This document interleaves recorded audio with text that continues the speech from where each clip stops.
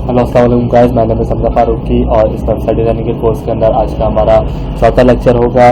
तो आइए गाइस, पिछले लेक्चर के अंदर हमने बात की थी एट्रीब्यूट्स के ऊपर। हमने समझा था कि एट्रीब्यूट्स होते क्या हैं और अभी तक हम टैग्स वगैरह को बेसिकली देख चुके हैं। आइए आज आगे चलते हैं। आज का जो टॉपिक है वो टॉपिक है हमारा बॉडी और उसके एट्रीब्यूट्स। ठीक है, आज हम बॉडी टैग को और उसके एट्रीब्यूट्स को पढ़ेंगे। बेसिक स्ट्रक्चर वगैरह पढ़ चुके हैं। बाकी ये गाइस पिछले लेक्चर के अंदर मैं आप लोगों को प्रेजेंटेशन दिखाना भूल गया था। इसके अंदर मैं आप लोगों को ब्रीफ जल्दी से इसके बारे में बता देता हूँ।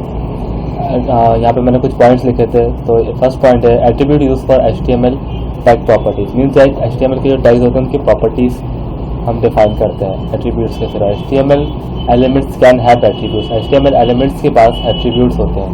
Attribute provide additional information about an element. Attributes HTML के टैग को एडिशनल इन्फॉर्मेशन प्रोवाइड करते हैं, जैसे कि हमने अपने पिछले लेक्चर के अंदर देखा था। अगर आप लोगों ने नहीं देखा है तो आप लोग जाकर उस लेक्चर पर विजिट कर सकते हैं। ठीक है, उसको देख सकते हैं। सेकंड है हमारे पास attribute are always specified in the start tag. Means that कल के लेक्चर में ये बात रह गई थी कि जब भी हम एट्रीब्यूट लिखते हैं तो हमेशा हम उसको स्टार्ट टैग के अंदर लिखते हैं, एंड टैग के अंदर नहीं लिखते हैं। ओके, आगे चलते हैं। Attributes come in name value pairs like name equal to value. Means that attributes के अंदर हम सबसे पहले एट्रीब्यूट का नेम लिखते हैं और फिर उसके बाद उसकी वैल्यू देते हैं। ये हम पिछले लेक्चर के अंदर देख चुके हैं। बाकी इसके बाद नीचे तरीका बताया मैंने कि एट्रीब्यूट हम लिखते कैसे हैं। लाइक तो सबसे पहले एट्रीब्यूट नेम उसको इक्वल करते हैं। ये तरीका हम अपने पिछले लेक्चर के अंदर भी देख चुके हैं। आगे गाइस आज हम देखते हैं कि आज का हम लेक्चर के अंदर पढ़ने जा रहे हैं बॉडी और बॉडी के एट्रीब्यूट्स। बॉडी टैग गाइस, यहाँ पे आप लोग देख सकते हैं कि आपके पास बॉडी टैग के अंदर अलग अलग एट्रीब्यूट्स काफ़ी ज़्यादा यूज हुए हैं। सबसे पहले बीजी कलर, बैकग्राउंड को कलर देने के लिए। उसके बाद बैकग्राउंड बेसिकली इमेजेस, हम अपने बैकग्राउंड के अंदर इमेजेस लगा सकते हैं, ये उसलिए यूज होता है। उसके बाद आता है top margin, bottom margin, left margin and right margin. आइए गाइस इसको शुरू करते हैं और देखते हैं। ठीक है, तो सबसे पहले मैं अपनी फाइल को ओपन करूंगा। अपनी फाइल को ओपन करके मैं इस इमेजेस के फोल्डर के अंदर कुछ इमेजेस रख लेता हूँ। ठीक है, मेरे पास इमेजेस रखी हुई हैं कुछ, कहाँ पे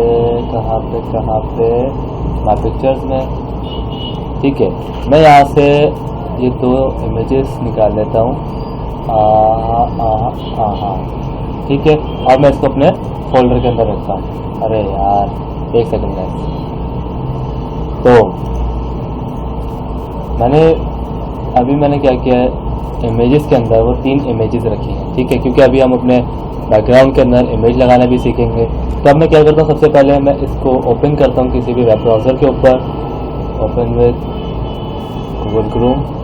ठीक है, ये देखें मैंने यहाँ पे पिछली दफ़ा बीजी कलर यूज़ किया था। हम अपनी उसी फाइल को लेके चल रहे हैं। इंशाल्लाह आगे जाके मैं इसको आपको ये फाइल सेंड भी करूँगा। ठीक है, और अब हम इसको एक काम करते हैं, साथ साथ में ओपन कर लेते हैं सबलाइम के ऊपर। सबलाइम हम टेक्स्ट एडिटर से यूज़ कर रहे हैं।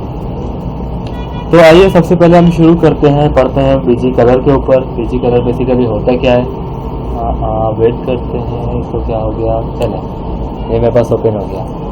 तो मैं बात कर रहा था बीजी कलर के ऊपर। अभी मैं फिलहाल ये टैग हटा देता हूँ क्योंकि अभी हमारे पास इसका कोई काम नहीं है। ठीक है, बीजी कलर बेसिकली हम बैकग्राउंड के अंदर एक एट्रीब्यूट होता है बीजी कलर। कलर की स्पेलिंग आप लोग हमेशा याद रखिएगा। मैंने पहले ही पिछले लेक्चर के अंदर बताया था, आज फिर रिपीट करता हूँ कि कंप्यूटर जो मेरी कलर की लैंग्वेज समझता है वो COLOR होती है। ठीक है, COLOUR नहीं होती। तो यहाँ पे हम क्या करेंगे, सबसे पहले अपना एट्रीब्यूट नेम लिखेंगे, उसको इक्वल करेंगे और इन कॉमास के अंदर हम क्या करेंगे, अपनी वैल्यू देंगे। जैसे कि अब मैं यहाँ पे इसको कलर देता हूँ लाइक पिंक। ओके, अब मैं अपने सेव करूँगा इस फाइल को Ctrl+S से और फिर अपने डिस्प्ले पे आके फिर पेज को अपने रिफ्रेश करूँगा और आप लोग देखें मेरा बैकग्राउंड कलर इस वक्त चेंज हो गया। ठीक है, इसी तरीके से आप इसको वैल्यू हेक्साडेसिमल में भी दे सकते हैं, जैसे कि FFF कलर होता है वाइट के लिए। तो देखें पूरा वाइट हो गया। यहाँ मैं इसको 000 कर देता हूँ, तो 000 होता है हमारे पास ब्लैक कलर के लिए। ठीक है, मैं इसको फिलहाल एक काम करता हूँ, ग्रे कलर दे देता हूँ, CCC। इसी तरीके के कलर कोड बहुत सारा हमारे पास मौजूद होते हैं। इंशाल्लाह इसके ऊपर भी मैं एक वीडियो लेक्चर बनाऊंगा जिसके अंदर हम डिफरेंट टाइप के कलर्स कोड देखेंगे, ठीक है। अब इसके बाद है हमारे पास एक और इसका एट्रीब्यूट, वो आता है top margin. Top margin, margin basically होता है क्या है, आप देखें इसमें की जो टेक्स्ट लिखा हुआ है, ठीक है, मैं इसे थोड़ा जूम करके दिखाता हूँ आप लोगों को। इसमें की जो टेक्स्ट लिखा हुआ है ये बेसिकली ऊपर से थोड़ा इसके बीच में गैप है, बेसिकली ये इसका मार्जिन कहलाएगा। इसके ऊपर टॉप से भी गैप है, इसके ऊपर राइट साइड लेफ्ट साइड से भी गैप है, ठीक है ना, तो ये बेसिकली मार्जिन कहलाता है। अब मैं सबसे पहले इसका टॉप मार्जिन इक्वल करूंगा किसके, 0 के। मैं इस फाइल को अपनी सेव करता हूँ और मैं अपना डिस्प्ले देखता हूँ, तो आप देखें ये मेरे पास ऊपर चलेगा इस सबसे। अब इसी तरीके से अगर मुझे इसको बढ़ाना है, लाइक मैं 20 कर देता हूँ, तो आप देखो टॉप से मेरा मार्जिन 20 पिक्सल नीचे हो गया, ठीक है, 20 पिक्सल मेरा मार्जिन यहाँ पे क्रिएट हो गया। ये देखिए कितने एरिया के ऊपर। इसी तरीके से मेरे पास एक होता है बॉटम मार्जिन।